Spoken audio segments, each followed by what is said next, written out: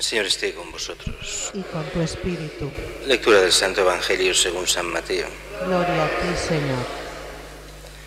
En aquel tiempo se acercó uno a Jesús y le preguntó: Maestro, ¿qué tengo que hacer de bueno para obtener la vida eterna? Jesús le contestó: ¿Por qué me preguntas qué es bueno? Uno solo es bueno. Mira, si quieres entrar en la vida, guarda los mandamientos. Él le preguntó: ¿cuáles? Jesús le contestó: no matarás, no cometerás adulterio, no robarás, no darás falso testimonio, honra a tu padre y a tu madre, ama a tu prójimo como a ti mismo. El muchacho le dijo: todo eso lo he cumplido, ¿qué me falta?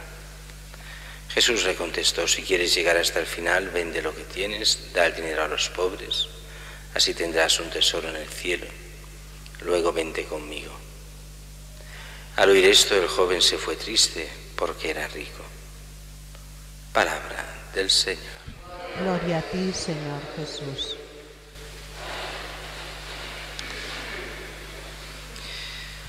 El Evangelio de hoy es un Evangelio más que conocido y más que comentado muchas veces.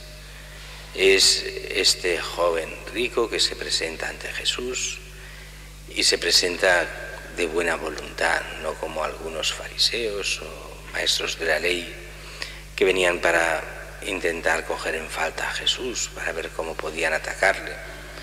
Aquí, de los tres evangelistas, de Mateo, Marcos y Lucas, se ve claramente que no, que es un joven rico de buena fe, un joven que se presenta ante Jesús y se presenta como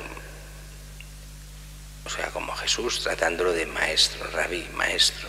¿Qué tengo que hacer de bueno para obtener la vida eterna? Hemos de entrar en la mentalidad muy judía del momento y de este hombre.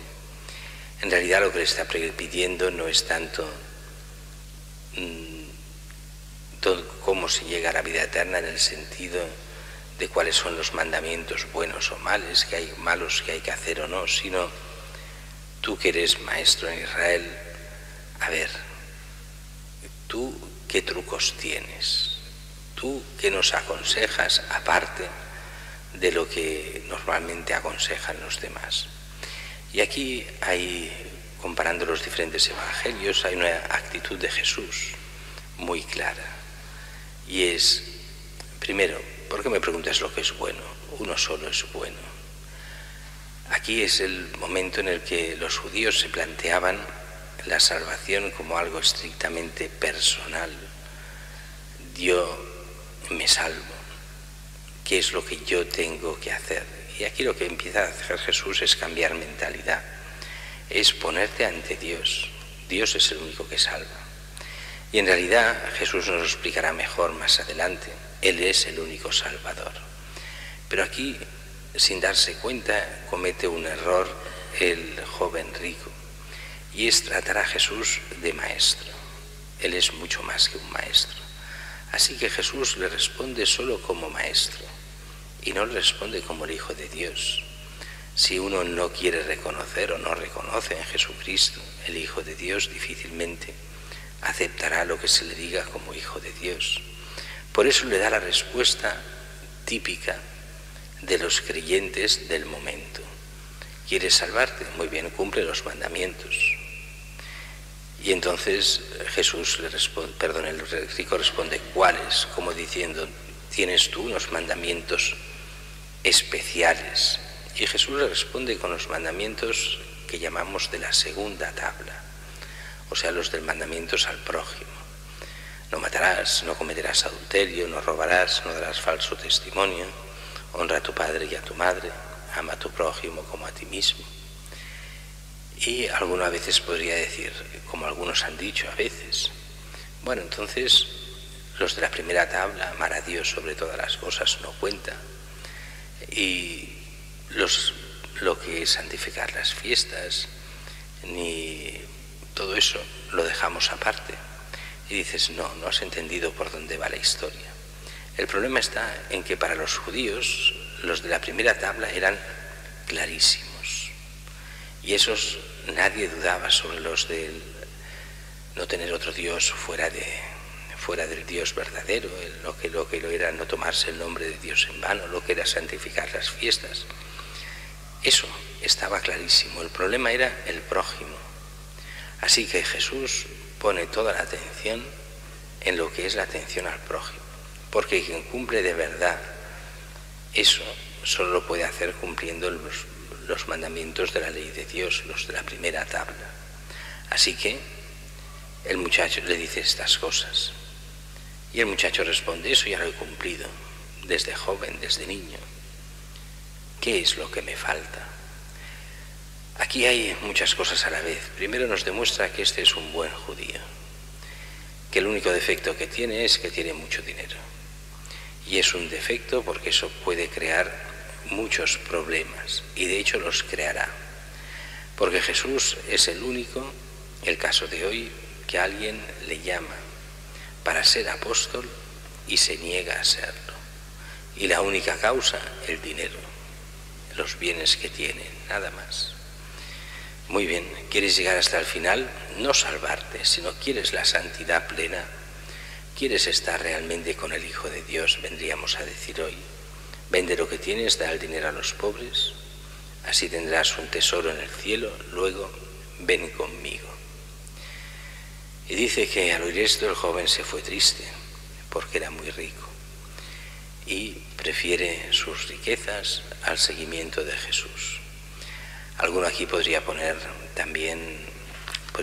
en defensa del joven rico diciendo: bien, no sabía con quién hablaba, lo veía solo como un maestro, no se daba cuenta de que era el Hijo de Dios. Podemos estar de acuerdo. Pero también los demás apóstoles, cuando ven a Jesús, no ven en él el Hijo de Dios, lo ven como un maestro en nombre de Dios. Después se darán cuenta de que es el Mesías, de que es el Señor, pero han dejado todo y lo han seguido. Él no se atreve. Y vendrá mañana cuando Jesús hará todo un discurso sobre las riquezas.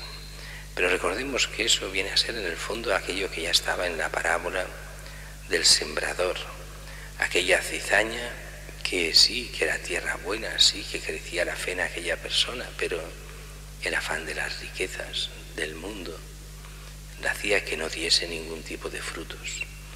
A nosotros nos puede pasar a veces lo mismo. El afán de las riquezas, del tener, del estar bien, puede hacer a veces que nos olvidemos muchas veces del prójimo, de los mandamientos de Dios, del afán de santidad que Dios quiere para nosotros, y que, aunque es cierto, y lo veremos mañana de una forma especial, el sentido de las riquezas y que el dejarlo todo es un consejo evangélico reservado a unos pocos, porque hoy en día y siempre un mínimo de cosas necesarias lo son, y por lo cual la absoluta pobreza es imposible. Imposible o solo para los anacoretas o para los que renuncian al mundo en la vida religiosa y no tienen nada a su nombre, sino que todo es de la comunidad. En esos casos sí, pero en el mundo en el que estamos desde ahora y de siempre está fundamentado en el poseer aquellas cosas que son necesarias para ir viviendo. El problema es cuando uno pone toda su confianza solo en estas cosas, cuando en el fondo Dios cuenta poco, sino lo que cuenta es lo que tienes y aquellos medios para poder vivir bien y basta. Y todo lo demás cuenta poco, eso es el centro de tu vida. Entonces es cuando las cosas van para mal.